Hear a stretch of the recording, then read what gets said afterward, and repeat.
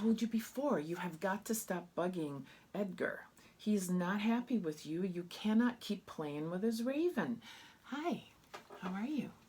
Today is March 24th, I think, I hope. And today we're going to talk about great hookers. They know I wasn't talking about those kind of hookers. It was clickbait. I'll explain what that is another time. So I'm here with Chuck, probably most famous for brilliant beginnings for his novels, which is really what we're talking about. How do you hook a reader into your work, draw them in so that they want to keep reading? First impressions, even in literature, are super important. And of course, we know probably one of the most famous ones is Mr. Dickens' From A Tale of Two Cities. It was the best of times. It was the worst of times. It was the age of wisdom. It was the age of foolishness. It was the epoch of belief. It was the epoch of incredulity. It was the season of light. It was the season of darkness. It was the spring of hope. It was the winter of despair. We had everything before us. We had nothing before us. We were all going direct to heaven, and we were all going direct the other way. In short, the period was so far like the present period that some of its noisiest authorities insisted on its being received, for good or for evil, in the superlative degree of comparison only. Right? I mean, amazing. I have to think that it took, how long did it take you to write that? Oh, yeah. Now he says it took him just, a couple of hours, but we all know that that is probably not true. He crafted that, I would imagine, maybe even after he was all done, which is often what I do, is write my beginnings when I'm finished with my whole thing. But anyway, that would be another video. Today we're actually going to have a wee blether about what makes a great hooker. What is it that makes a beginning in a piece of writing that makes you want to read on? This one is amazing because of the rhythm that it sets up, but also because it's setting up both the comparisons in a way that it's almost like reading a poem right away at the very beginning, the way those couplets are organized.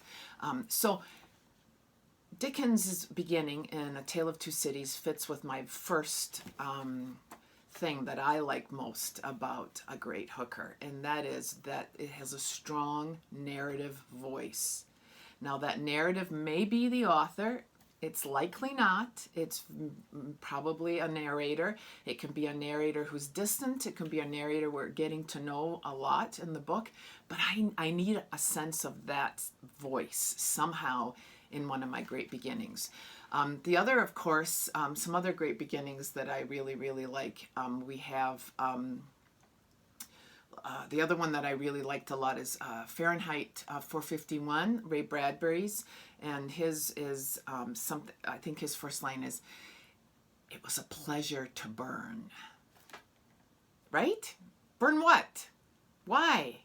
And so that sort of raises my second point about a really good hooker, and that is in media res. It brings you right into the action right away. Clearly, the narrator in Ray Bradbury is already burning things because he's getting pleasure out of burning.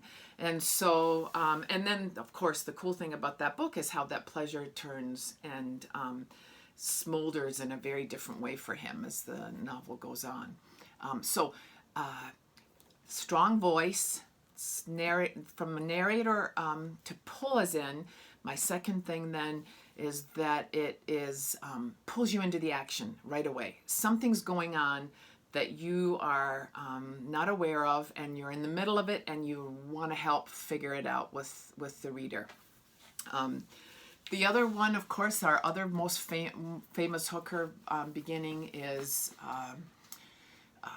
Herman Melville, because of course nobody reads that anymore, and probably his great line, "Call Me Ishmael," has been parodied and challenged and rewritten more than others. In fact, I borrowed it for one of our Captain Jack comics, The Tale of the Selkie, one of our very first ones, and Captain Jack is flying into a little island, one of the Orkney Islands in northern Scotland, and as he's flying in, there's a turbulent storm underneath, and the helicopter pilot turns to him and says, "It's a rough day for fishing, mate." And Captain Jack turns back and says, "Call me Ishmael." Anyway, so we've got strong evocative narrator's voice. We've got jumping in the middle of things. What else? One more other thing that I think is important, and I'm just going to read the beginning from a book that I love. Many of my students know that I am a sucker for books about art, fiction that's about paintings or art, and also books about houses. Another video later on that. So this one is called The Last Painting of Sarah DeVos, and it's by Dominic Smith. If you love art, this is just thoroughly engaging and a wonderful book. And of course, it's one of those stories that it follows a painting through history. Well, actually through 3 different points in history. From the actual creation of the painting, and we get to learn about the artist. The middle section is sort of in the 50s when something happens to the painting. And then we come back to modern times and with the painting, so contemporary times with the painting. It's really organized around a kind of a caper and a theft, but it's so much more than that. So listen to Dominic Smith's great hooker. The painting is stolen the same week the Russians put a dog into space, plucked from the wall right above the marital bed during a charity dinner for orphans. This is how Marty de Groot will tell the story in the years ahead, how he'll spin it for the partners at the law firm and quip it to comedic life at dinner parties and over drinks at the racket club. So, first sentence again. The painting is stolen the same week the Russians put a dog into space, plucked from the wall right above the marital bed during a charity dinner for orphans. There is so much going on in those 2 sentences, and it just pokes my psyche. It's like, wait, what? Why? What's happening here? I want to know more about this. And in that opening line, of course, we get the whole historical context right in one line. We know this is going to be taking place in the late 50s and early 60s because of when the painting was stolen. And it's plucked right above the marital bed. Why is that important? Why tell us such a specific detail? Why do we need to know the marital bed? It's evocative of sex, of relationships. Is that going to come out and be more important in the book? Yes, it is. And so anyway, and a dinner for orphans. What does that mean? Why are they, so obviously this couple who own this painting are particularly wealthy because they're throwing a charity dinner for orphans. Look at all the stuff that he packed in to those first 2 sentences. Amazing. And each one sort of pokes my psyche a little bit. I got to read on. I want to know more. And in fact, in this book, you kind of get all 3. There's a strong narrative voice. We're jumping in the middle of things. Actually, we're pretty much jumping in sort of the middle of history, but at the beginning of some events, and poking at my psyche. 2 other ones, very quickly. I know. You're used to, spending a lot of time debating your writing, but we don't have time. This one, let's see, is 10,000 Doors of January. Alex Harrow. Relatively new book. Brilliant. So listen to this opening, this hooker. When I was 7, I found a door. I suspect I should capitalize that word. So you understand, I'm not talking about your garden or common variety door that leads reliably to a white-tiled kitchen or a bedroom closet. When I was 7, I found a door. Right? What kind of door? What is going on with the door? And again, strong narrative voice. We can hear someone talking to us, and in this case, it's very specifically an I voice.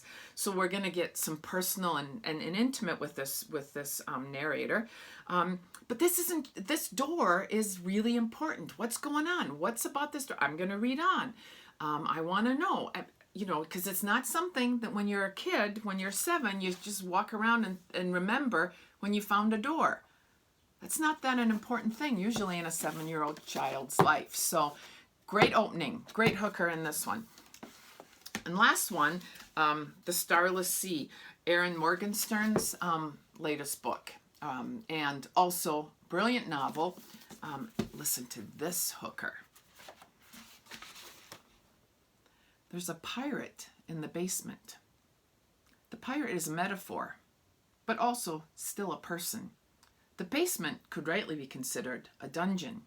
The pirate was placed here for numerous acts of piratey nature, considered criminal enough for punishment by those non-pirates who decide such things. Right? Great. Look at that. There's a pirate in the basement. Great hookers. They pull you in because they have a strong narrative voice. They pull you in because they throw you into the middle of things, or they pull you in because they poke at your psyche a little bit, so that you're like, what? Where? What's going on? I need to know. I need to know. So those are great hookers and how to write them. Keep reading. Stay well. Don't pick your nose.